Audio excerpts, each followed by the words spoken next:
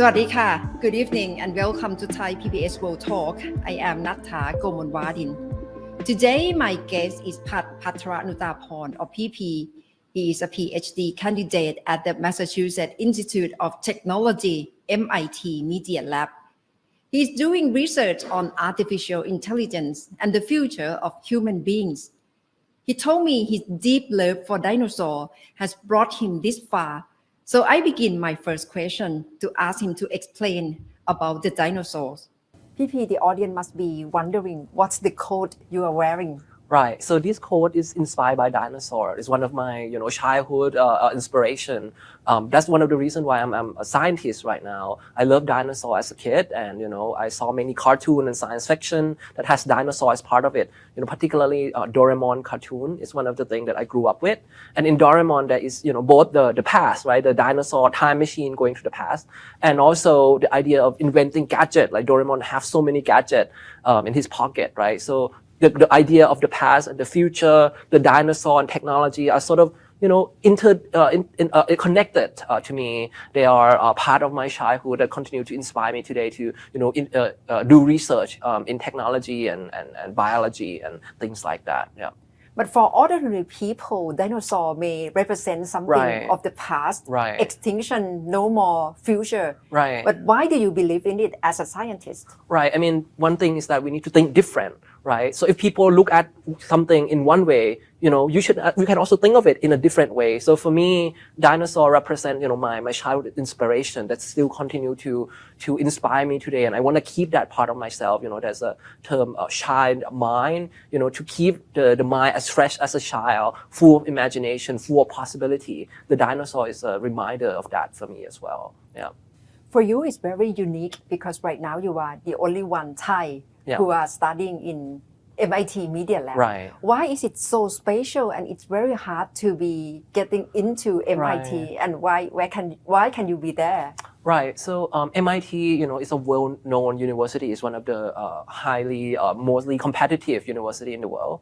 Especially MIT Media Lab. It's a very special place. It's a lab that has pioneered many technology from touchscreen to wearable technology, human-computer interaction, all kind of amazing technologies we are using today. So that place, is very attractive. There are a lot of people, a lot of talent around the world that want to be part of the Media Lab. So Media Lab is actually one of the most competitive program at MIT. And, for me, I think the reason that I'm there right now is because of, my childhood imagination. I saw the TED Talk of my current professor, Professor Patty Mars, when I was in high school at that time. At that time, I was actually an exchange student in the US.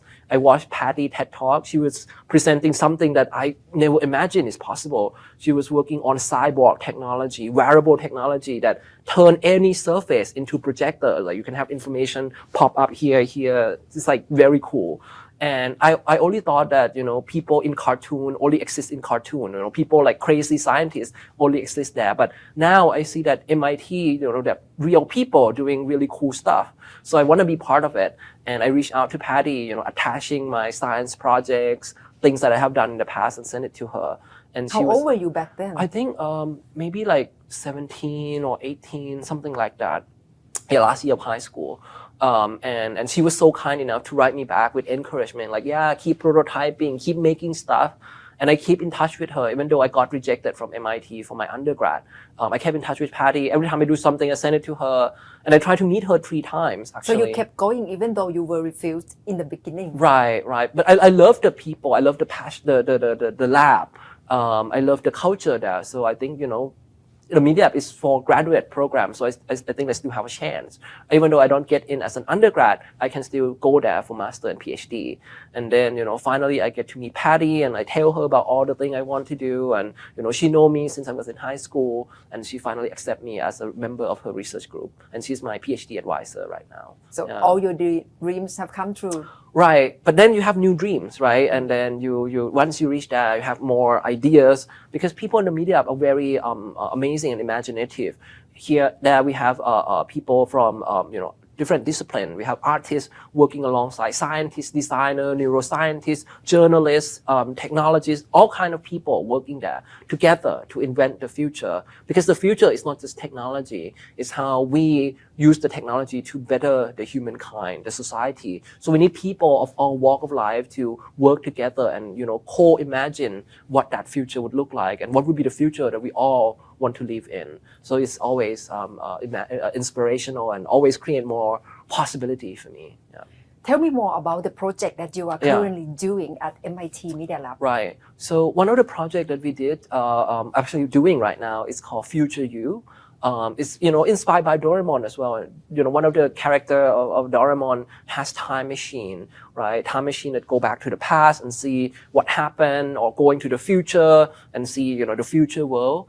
So we were kind of interested in the idea that if we have a time machine, would that be interesting to have a conversation with your future self, yourself, but maybe 20 years from the future, right? But we don't have time machine right now. What we have is AI, powerful AI that can learn human language, can learn your data and imitate or stimulate a conversation with the future self. And it's not about predicting the future, predicting what's going to happen, but rather using that as one possible future to help you reflect on your path, your present, and your trajectory in the future. So that's the goal. We want the AI to augment human capability, our ability to imagine, the long-term impact of our life and to imagine sort of long-term consequence of, the action that we do today. So that's the goal of this project. Yeah. It seems humans' life and technology cannot be separated any longer with AI. But in the future, I'm just wondering who is the real boss, right? Technology or human beings? Right. Yeah, that's a really important question. One of the things that the lab has been focusing on for, since the beginning of the Media Lab is the idea of, putting people at the center of technology. One thing that we talk about is that rather than thinking about AI, artificial intelligence, we shift it from AI to IA, intelligence augmentation. Because, we create an AI that is similar to us, you're just creating another person, but if you have an AI that complements human ability and capability, you have a superhuman or a human with augmented capabilities. And we believe that, that's the future where people creativity will be enhanced by AI, people productivity, ability to think rationally will all be augmented by AI. So we want to think about how do we create that symbiotic relationship where human learn from the AI and AI learn from the human, and at the end it's about augmentation rather than replacing the human. Yeah.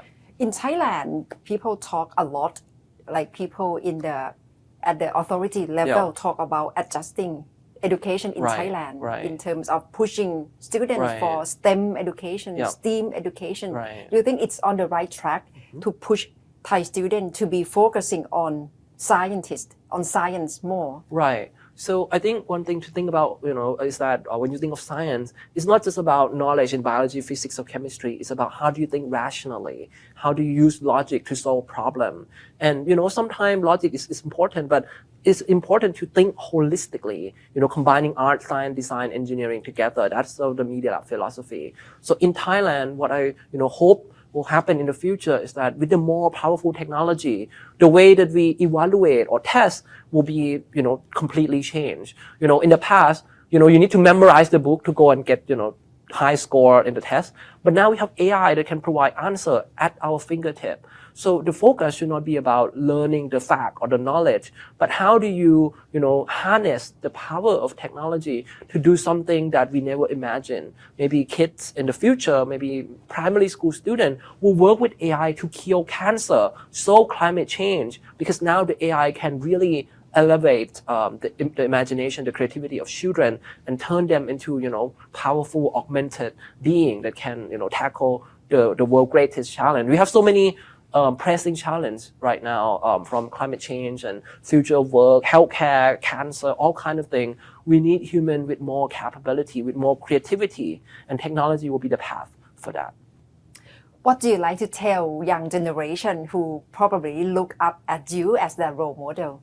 Well, be weird, be unique, be yourself. As I'm wearing this dinosaur suit. I sort of trying to be myself and think about ways that I can express myself. When I wish for my birthday or New Year, I wish to have an expressive and creative life. That I think is a fulfilling life to me. Life that can explore anything, be able to explore and follow your curiosity. It's really important that we cultivate that, because no technology, no machine gonna be able to take that away from us.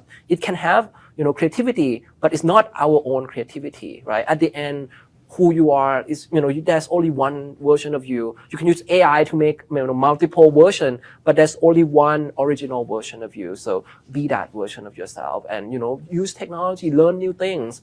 Don't limit yourself by being just, a scientist or engineer or whatever. When I came to MIT, the director at the time told me that, you come to MIT, some people expecting degree, right? Getting, MIT degree is amazing. But he said that the most important thing is that you come to MIT to remove the degree so you become free human that can do anything. I think that's the important thing. People should, reconsider themselves, not as specific kind of specialists like doctor, engineer, whatever, but think of them as creative, human, with power of technology can do anything and change the world. Yeah. That seems very unlimited potential for human beings. Right. Yeah. Okay. Thank you very much, PP, for Thank joining you. me. Thank you very much. Thank you for having me. ค่ะ ขอบคุณค่ะ ขอบคุณครับ PP truly believes in the future of humanity that has to be integrated with technology. But the real essence is human has to be at the center of technology, not the other way around. That wraps up to the end of this Thai PBS World Talk for this week. สวัสดีค่ะ